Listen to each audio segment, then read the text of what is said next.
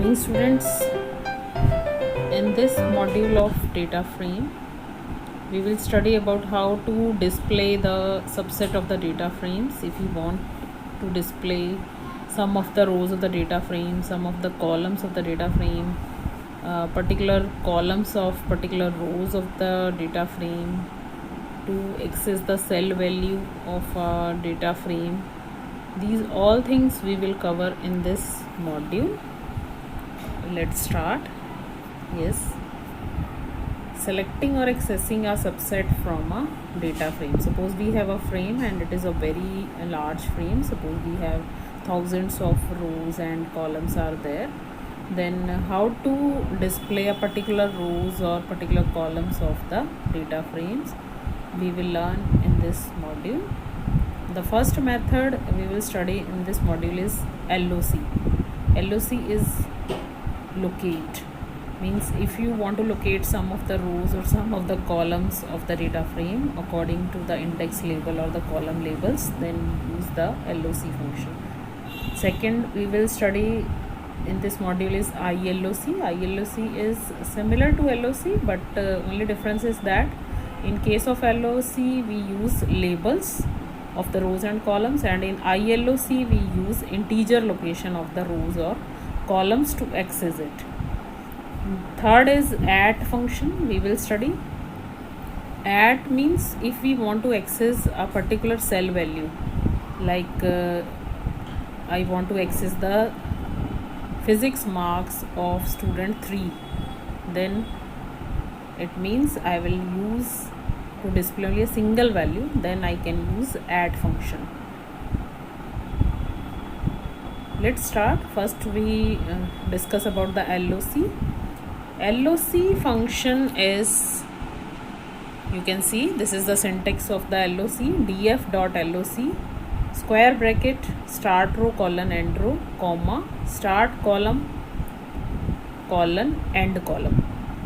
The syntax of the LOC is very similar to the slicing we have discussed in 2D array in NumPy.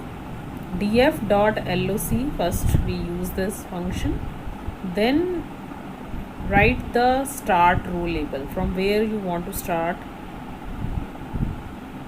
the rows to display. Start row colon end row, then start column.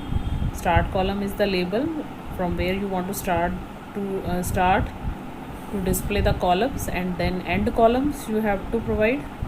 This is the complete syntax of the LOC, but LOC can be used in different variations, like to access a row. If you want to display only rows, a particular row, then you will use df.loc, write the row label and comma colon.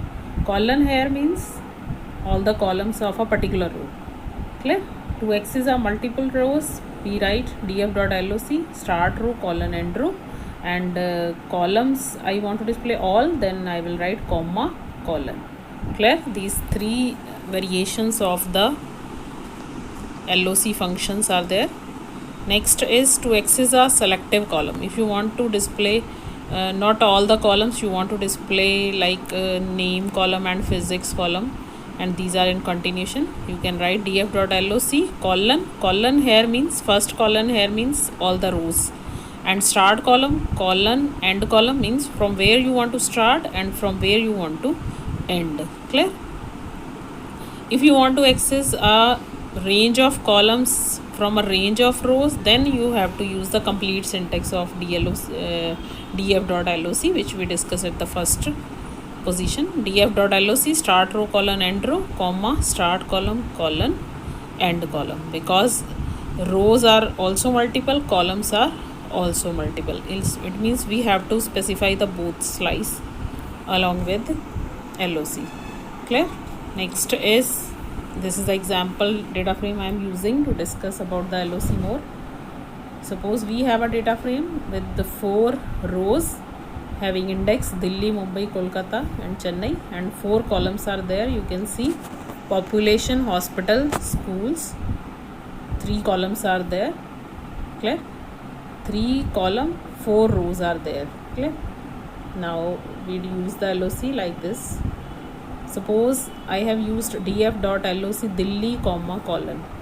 It means Delhi is the row label comma colon. It means colon I am using at the second as a second parameter. It means all the columns of Delhi row will appear. It means this code will display only the Delhi row data. Clear? I can write this code as df.loc Delhi. Clear? I can use clear df.loc Delhi. Next is, if I want to display Mumbai to Kolkata rows, Mumbai to Kolkata and all the column of Mumbai and Kolkata rows, then I will write df.loc Mumbai colon Kolkata. Mumbai and Kolkata rows both are in continuation, so I will write Mumbai colon Kolkata. In between there is no row, it means only two rows of data frame will be displayed, Mumbai and Kolkata. Now next syntax, next code I am discussing here. Suppose I have used a data frame here with the columns name, physics, chemistry, maths, and the name of the data frame I am creating is 11th, print 11th. Then I have used print 11th chemistry. You can see 11th chemistry will display the column chemistry of the data frame, and this code will display the whole data frame. Now I have used the 11th LOC2. What does this mean? 11th LOC2 means 2 is the row number 2 having index data label 2. It means third row will be displayed and all the columns of the third row will be displayed. Next is print 11th.loc 1 colon 3. It means 1 colon 3. It means second row, third row, fourth row, because by default the row labels are 0, 1, 2, 3 like these. 2, 3, 4 rows will be displayed, and in the next you can see 1 colon 3 physics colon chemistry.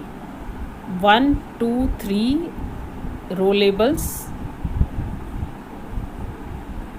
having